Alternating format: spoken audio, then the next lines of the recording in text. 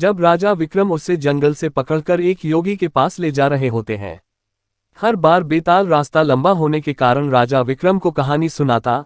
कहानी सुनाने से पहले बेताल राजा के सामने एक शर्त भी रखता था कि अगर कहानी खत्म होने के बाद उसने मुंह से आवाज निकाली तो वो वापस उड़कर पेड़ से लटक जाएगा।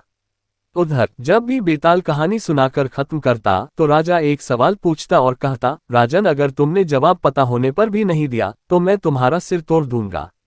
इस वजह से राजा को मजबूर होकर जवाब देना पड़ता था और पहली शर्त के अनुसार राजा के बोलते ही बेताल वापस जाकर पेड़ से उल्टा लटक जाता था। पति कौन है? सालों पहले यमुना किनारे धर्मस्थल नाम का एक नगर हुआ करता था। वहां एक ब्राह्मण रहता था जिसका नाम गणपति था। उसकी एक सुंदर और गुणवान बेटी थी। जैसे ही उसकी शादी की उम्र हुई तो वो और उसका पूरा परिवार उसके लिए योग्य वर ढूंढने में लग गया। एक दिन ब्राह्मण किसी के घर पूजा करने के लिए गया और उसका बेटा भी पढ़ाई के लिए घर से बाहर चला गया। उस समय घर में ब्राह्मण की बेटी और उसकी पत्नी ही थी। उसी वक्त एक ब्राह्मण लड़का उनके घर आता है। ब्राह्मण की पत्नी उस लड़के का अच्छे से सत्कार करती है और खाना खिलाती है। लड़के का स्वभाव ब्राह्मण की पत्नी को पसंद आता है और वो उससे अपनी बेटी की शादी का वादा कर देती है। उधर ब्राह्मण गणपति जिनके घर पूजा करने गया था, वहां भी वो एक ब्राह्मण लड़के से मिलता है और उससे अपनी बेटी की शादी करवाने का वचन दे देता है।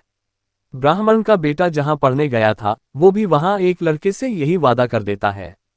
कुछ देर बाद गणपति और उसका बेटा दोनों खुद से चुने हुए लड़के को लेकर घर पहुंचते हैं।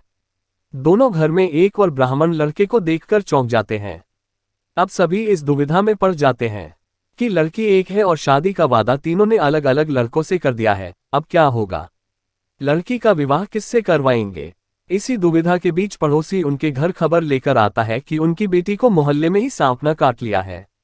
भागा भागा पूरा परिवार और तीनों ब्राह्मण लड़के लड़की के पास पहुंचते हैं, लेकिन तब तक लड़की की मौत हो जाती है। ये देखकर तीनों लड़के दुखी हो जाते हैं। कुछ देर बाद लड़की का परिवार और तीनों ब्राह्मण मिलकर उसका अंतिम संस्कार करते हैं। लड़की के क्रियाकर्म के बाद एक ब्राह्मण लड़का उसकी हड्डियां अपने साथ लेकर जंगल चला जाता है। दूसरा उसकी राख को इकट्ठा करके पोटली में बांधकर उसी शमशान घाट में झोपड़ी बनाकर रहने लगता है। तीसरा शमशान घाट से निकलकर लड़की के गम में देश देश योगी बनकर घूमने लगता है। ऐसा होते होते कई साल गुजर गए। एक दिन अचानक योगी बनकर घूम रहा ब्राह्मण किसी तांत्रिक के घर पहुंच गया। ब्राह्मण को घर में देखकर तांत्रिक खुश हुआ और उसका सत्कार किया। तांत्रिक ने योगी से कुछ दिन अपने घर में ही रहने के लिए कहा। तांत्रिक की जिद देखकर योगी उनके घर में ही रुक गया। एक दिन तांत्रिक अपनी विद्या में बहुत लीन था और उसकी पत्नी सबके लिए खाना बना रही थी।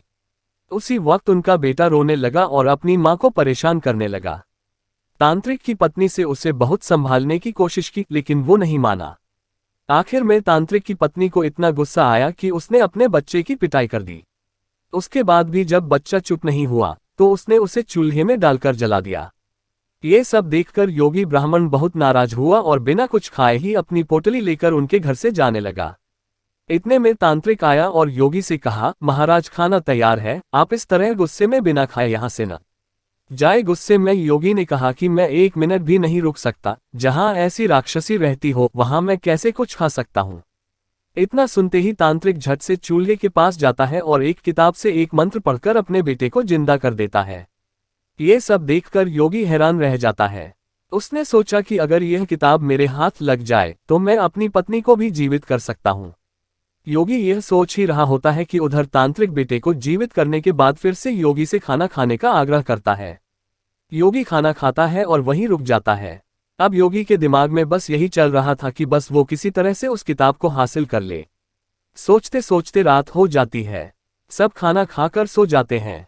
आधी रात को योगी उस मंत्र वाली किताब को लेकर तांत्रिक के घर से सीधे उस शमशान घाट पहुंचता है जहां ब्राह्मण की लड़की का अंतिम संस्कार किया गया था। वो सबसे पहले झोपड़ी बनाकर उसी जगह रह रहे ब्राह्मण को बुलाता है और उसे सारी कहानी सुनाता है। इसके बाद दोनों मिलकर फकीर बने ब्राह्मण को ढूंढते हैं। फकीर ब्राह्मण के मिलते ही योगी ब्राह्मण दोनों से कहता है कि लड़की की हड्डी और राख लेकर आओ, मैं उसे जिंदा करूंगा। दोनों ऐसा ही करते हैं। राख और हड्डी इकट्ठा करने के बाद लड़की को जलाई हुई जगह में योगी ब्राह्मण मंत्र पढ़ता और लड़की जिंदा हो जाती है। ये देख तीनों ब्राह्मण खुश हो जाते हैं। इतनी कहानी सुनाकर बेताल चुप हो जाता है। कुछ देर बाद वह राजा विक्रम से पूछता है, बताओ वह लड़की किसकी पत्नी हुई। विक्रमादित्य बेताल के दोबारा उड़ने के डर से जवाब नहीं देते। गुस्से में बेताल कहता है, देखो अगर तुम जवाब पता होते हुए भी नहीं दोगे तो मैं तुम्हारी गर्दन में काट दूंगा, जल्दी से जवाब दो। इतना सुनते ही राजा बोलते हैं, जो ब्राह्मण शमशान में कुटिया बनाकर रह रहा था वो उसकी पत्नी हुई। बेताल पूछता है, कैसे? तब विक्रमादित्य जवाब देते हैं, जो हड्डी चुनकर फकीर बन गया वो उसका बेटा हुआ। जिसने तांत्रिक विद्या से उसे जीवित किया वो उसके पिता समान हुआ, और जो उसकी राख के साथ जीवन जी रहा था वो ही उसका पति हुआ। जवाब सुनते ही बेताल ने कहा, राजन तुमने बिल्कुल सही उत्तर दिया है, लेकिन शर्त के मुताबिक तुम्हें मुंह नहीं खोलना था, इसलिए मैं दोबारा उड़ रहा हूं। इतना कहकर बेताल दोबारा घने जंगल के किसी पेड़ में जाकर लटक जाता है और राजा विक्रम उसे पकड़ने के लिए उसके पीछे भागने लगते हैं। कहानी से सीख, चतुराई और बुद्धि से बड़ी समस्या को हल किया जा सकता है।